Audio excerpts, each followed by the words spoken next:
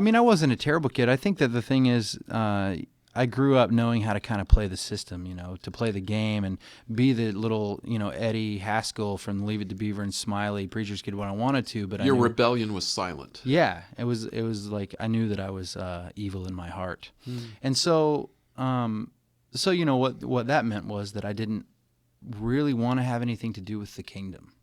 I being a preacher is hard on a family sometimes, and I know that, now I look back and I'm so grateful that I grew up, next door to the church in the church parsonage, and that I was in Sunday school and VBS and church camp every time that I could be. All those things are great in hindsight, but at the time, it makes for some rocky roads for a family and for me, and so I didn't really want to be a preacher. I didn't really want to work for the church at all. And honestly, all I cared about was music and art and story. Jesus was there. He was a part of my life, but I forced him to the periphery as often as I possibly could because I had my own will that I wanted to exercise. And so it never crossed my mind that these things that I loved, these gifts that I had, whether it was drawing or writing stories or playing music, that these things could find a place in God's kingdom. And so anyway, but when I was 9, I don't know what happened, but suddenly I knew that I was broken and that only Christ could fix me, is the best way I can put how I felt at the time. It was all downhill from there, though, Like I remember in high school, Jesus was the very farthest thing from my mind. I just cared about girls and guitars. And again, it never crossed my mind to use my gifts for the kingdom until the band I was in broke up after high school. And the band broke up, and I ended up back home and had no clue what to do with my life. And then a friend of mine asked me to learn a song by Rich Mullins to sing so that he could sing it in church. He said, "I know you play the piano. Will you learn this song called If I Stand?" And that was the first time I encountered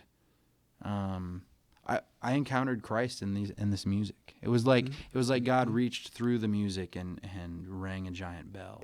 It was a realization that I began to have in Bible college, taking an Old Testament survey class.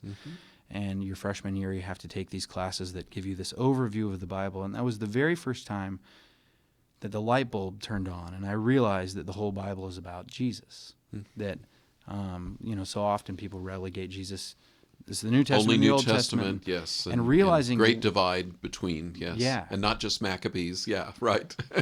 And realizing the way that Jesus connects all the dots. Like Sally Lloyd-Jones is so good at conveying this in the Jesus Storybook Bible that he completes this story. That, if all of history is a story that God is telling, and if the Bible is an account of that story, then Jesus is the main character of that story. And one of the central themes of that story is resurrection, and that's what my last record was about. Sure. And so anyway, yeah, it does. Like to me, like it in Him, everything falls into place. He's a person. It's amazing too that you can sit in a church on a Sunday morning and not be confronted with that. Sometimes it's because we don't have ears to hear, and other times it's because the church isn't necessarily proclaiming the fullness of the gospel. That it is that He is the center of the story.